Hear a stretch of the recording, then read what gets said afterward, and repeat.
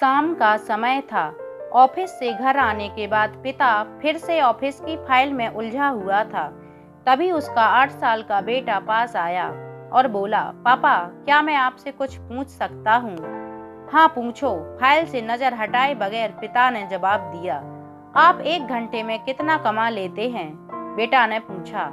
इस अजीब सवाल पर पिता को कुछ गुस्सा आया। उसने जवाब दिया, तुम्हें इससे क्या मतलब? क्यों बेकार के सवाल पूछकर मेरा समय खराब कर रहे हो? देखते नहीं मैं काम में बिजी हूँ। पापा मैं बस जानना चाहता हूँ, प्लीज बताइए ना, आप 1 घंटे में कितना कमा लेते हैं? बेटा जिद करने लगा। 500 रुपए, पिता ने जवाब दिया और काम में लग गया।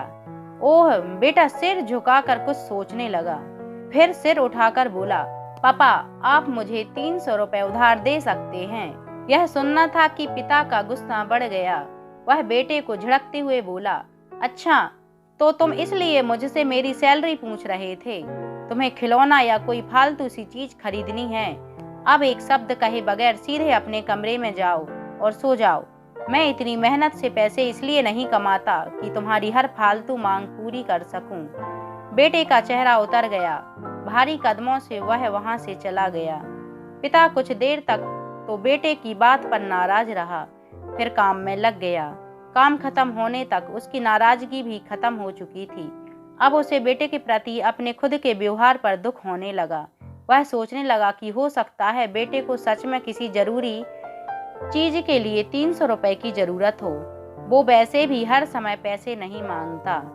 वह बेटे के कमरे में गया, देखा बेटा बिस्तर पर लेटा हुआ था। उसने पूछा, सो गए क्या? बेटा तुरंत उठकर बैठ गया और बोला, नहीं पापा मैं जगा हुआ हूँ। बेटा मैं काम की वजह से परेशान था और मेरा काम का गुस्सा तुम पर निकल गया। मुझे तुम पर गुस्सा नहीं करना चाहिए था।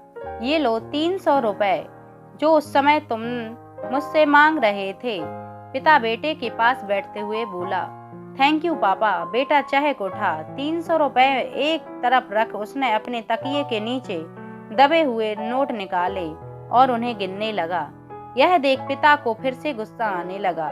वह गुस्से में बोला, जब तुम्हारे पास पैसे पहले से ही हैं तो तुम और पैसे क्यों मांग रहे थे? क्योंकि मेरे पास पूरे पैसे नहीं थे पापा, अब है, बेटे ने मासूमियत से जवाब दिया।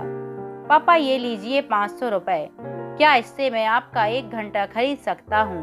प्लीज कल आप घर जल्दी आ जाना, मैं आपके साथ डिनर करना चाहता हूँ। बेटे की बात सुनकर पिता अवाक रह गया।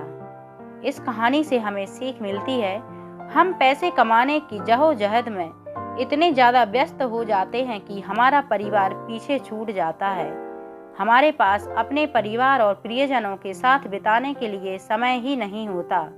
समय धीरे धीरे हमारे हाथ से फिसलता चला जा रहा है और बीता समय कभी वापस नहीं आएगा। ऑफिस में हमारा रिप्लेसमेंट बड़ी ही आसानी से ढूंढ लिया जाएगा, लेकिन परिवार का कोई रिप्लेसमेंट नहीं है। अपने परिवार को महत्व दें। दोस्तों अगर आपको यह कहानी पसंद आई हो तो प्लीज़ वीडियो को लाइक करें और चैनल को सब्सक्राइब करें। मिलते हैं ऐसे ही अगली कहानी में।